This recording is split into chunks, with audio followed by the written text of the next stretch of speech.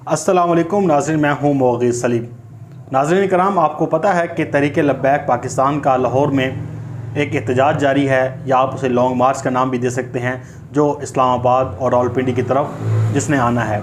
इस वक्त ये जो लॉन्ग मार्च है ये लाहौर में ही मौजूद है, और आपको पता है कि ये लॉन्ग मार्च मस्जिद रहमतुल्लिल आलमीन से ये शुरू हुआ था, जो यतीम खाना चौक के पास है।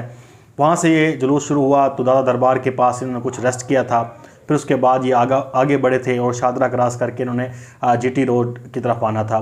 लेकिन जो सुबह 5 बजे से लेकर अब तक की जो सूरत हाल है, पहले उस पर नज़र डाल लेते हैं।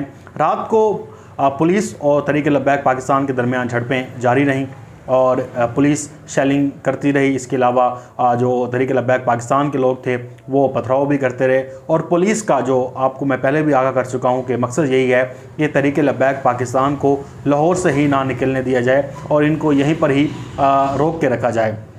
तहरीक लब्बैक पाकिस्तान ने जो लाहौर में क़याम किया वो इसलिए किया कि आज उनका एक केस था, एक मामला था जो साद इज़ी साहब की नज़रबंदी के हवाले से वफाकी नज़रसानी बोर्ड में वो फ़ैसला होना था कि उनकी नज़रसानी जो है वो ख़त्म की जाए या ना की जाए। लेकिन वो जब केस की समाअत हुई तो उस समाअत के हवाले से अपडेट्स ताज़ा तरीन ये हैं कि वो बग़ैर किसी कार्रवाई के ख़त्म हो गई, कोई कार्रवाई नहीं हुई। और इसकी कार्रवाई की वजह जो सामने आई है वो पंजाब हुकूमत के जो नुमाइंदे हैं उनकी तरफ से ये कहा गया कि वो किसी और केस के सिलसिले में मसरूफ़ हैं, जिसकी वजह से वो पेश नहीं हो सकते। तो इसलिए ये सारा मामला ये हुआ कि वो बगैर किसी कार्रवाई के ख़त्म हो गया। अब तहरीक लब्बैक पाकिस्तान को थोड़ा सा ये एक उम्मीद थी थोड़ी सी कि इस नज़रसानी बोर्ड के जो अंदर केस चल रहा है, मामला चल रहा है, वहाँ से उन्हें रिलीफ मिल सकता है या साद इज़ी की रिहाई का परवाना आ सकता है और उनका शायद जब परवाना आ जाए तो ये एहतजाज यहाँ पे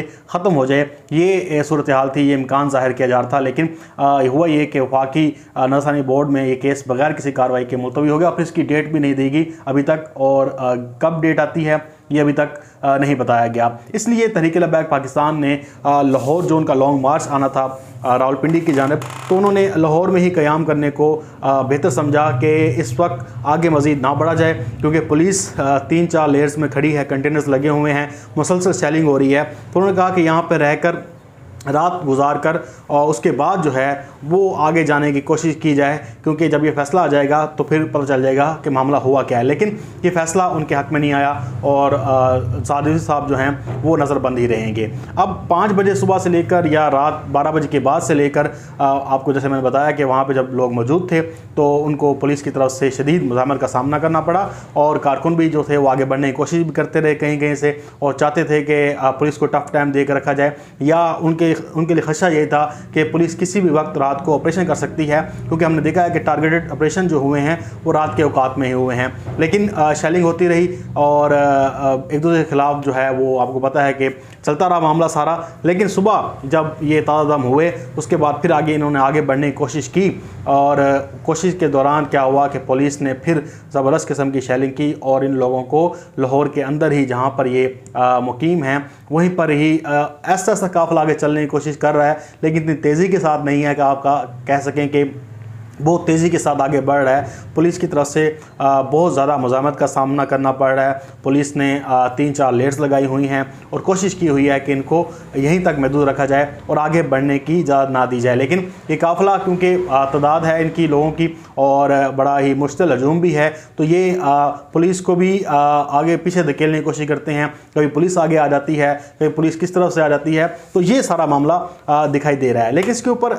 एक और डेवलपमेंट सामने आई है कि इमरान खान साहब शेख रशीद साहब को जो दुबई में थे पाकिस्तान इंडिया का मैच देखने के लिए गए हुए थे, उन्हें पाकिस्तान बुलाया था। वो पाकिस्तान पहुंच चुके हैं और उन्हें आज लाहौर में जाने की हिदायत की है, और कभी इम्कान है कि शेख रशीद साहब और नूरुल हक कादरी साहब वफाकी वज़ीर मज़हबी अमूर हैं, वो लाहौर में जाएं और वो मुज़ाकरात करेंगे। लेकिन आपको मैं बता दूं पंजाब हुकूमत के साथ जो इनके मुज़ाकरात हैं, राजा बशारत, इजाज़ चौधरी साहब, इन्होंने करने की कोशिश की थी लेकिन वो तो नाकाम हुए। तो उसकी नाकामी की वजह भी सामने आई है कि नाकामी की वजह यह है कि पंजाब हुकूमत ने कहा कि हम आपके साथ नज़रबंदी के हवाले से बात करने को तैयार हैं, आपके एहतजाज के हवाले से बात करने को तैयार हैं, आपके जो लोग कैद हैं उनको छोड़ने के हवाले से बात करने को तैयार हैं, लेकिन जो आपके ऊपर पाबंदी लगी है कलदम करने की वो वफाक देख सकता है, उसका अख्तियार हमारे पास नहीं है।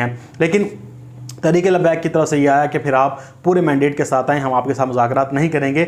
जब आपके वफाकी नुमाइंदे बीच में शामिल होंगे तो फिर हम आपके साथ मुज़ाकरात कर सकते हैं। फिर साथ में उन्होंने ये भी उन्होंने मुतालबा रखा कि जब तक साद रिज़वी को रिहा नहीं किया जाता वो इन मुज़ाकरात में शामिल नहीं होते, हम तो आपसे बात ही नहीं करेंगे। तो ये मुज़ाकरात की नाकामी की वजह सामने आई है।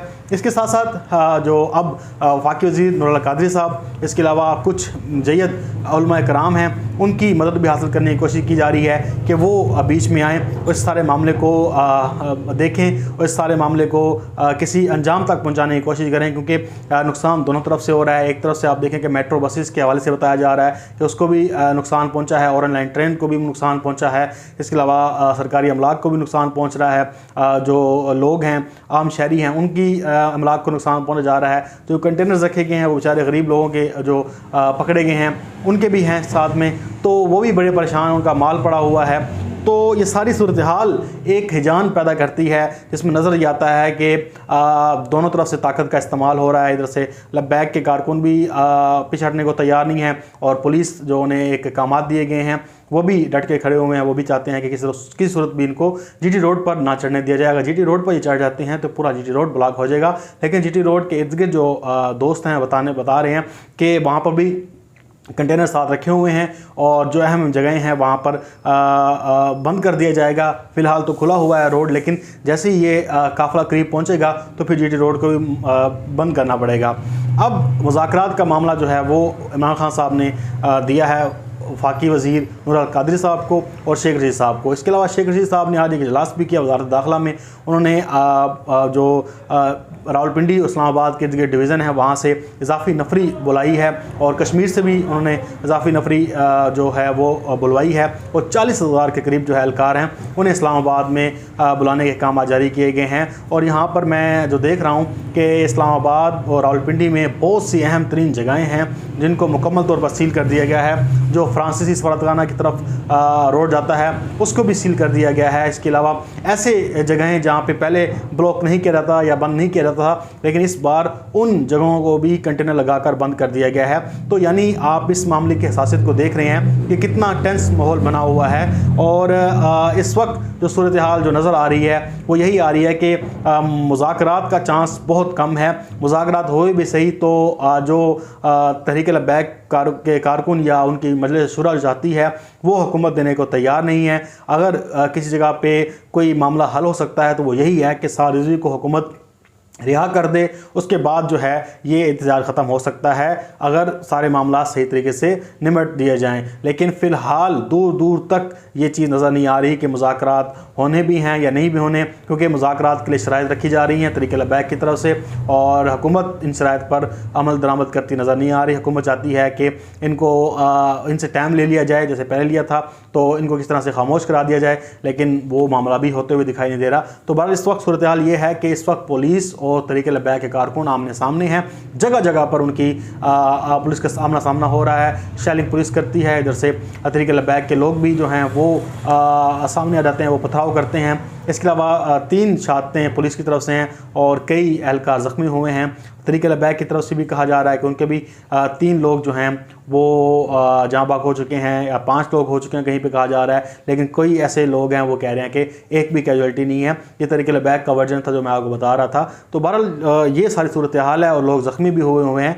अब देखना यही है कि अल्लाह ताला कोई करम फरमाए कि ये सारे जो मामलात हैं वो सही तरीके से हल हों, क्योंकि ये मुल्क इस वक्त इस चीज़ का मुतहम्मिल नहीं हो सकता कि हम पुलिस भी और हमारे लोग भी आमने सामने आ जाएं और एक दूसरे के ख़िलाफ़ खड़े हो जाएं।